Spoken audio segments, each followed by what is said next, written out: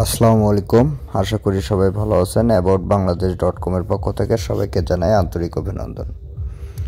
আজকে আমি উপস্থিত আছি ধনুট উপজেলার পশ্চিম ভরণশাহী গ্রামের গণকবরে।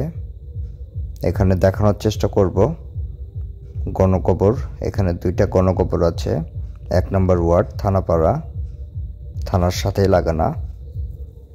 দুইটা গণকবর আমরা ভিডিও করার চেষ্টা করব এবং এখানে যারা শায়িত আছেন তাদের নাম বলার চেষ্টা করব। 14 ডিসেম্বর ভোররাতে জিন্দিতলা গ্রামের খোরশেদ আলমের নেতৃত্বে 120 জন মুক্তিযোদ্ধা 4টি ভাগে ভাগ হয়ে একযোগে পাক সেনাদের থানা ক্যাম্প আক্রমণ করে। প্রায় 3 ঘন্টা একটানা যুদ্ধ চলে।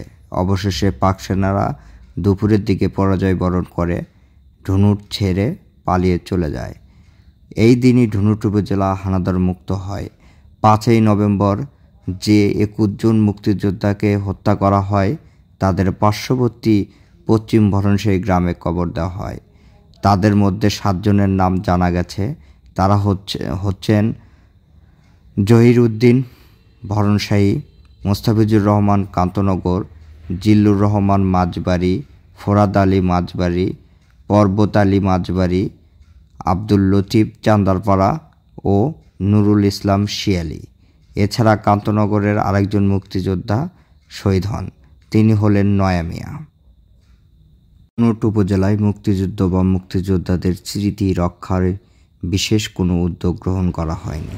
শুধুমাত্র পশ্চিম ভরণশাহী গ্রামে 2টি গণকবরে একটিকে সংরক্ষণ করা হয়েছে এবং সেখানে 7 জন শহীদ মুক্তিযোদ্ধার নাম সম্বলিত একটি স্মৃতিফলক আছে। নতুন কোনো ভিডিও নিয়ে আবার দেখা হবে। ততক্ষণ সবাই ভালো থাকেন, সুস্থ থাকেন। ধন্যবাদ।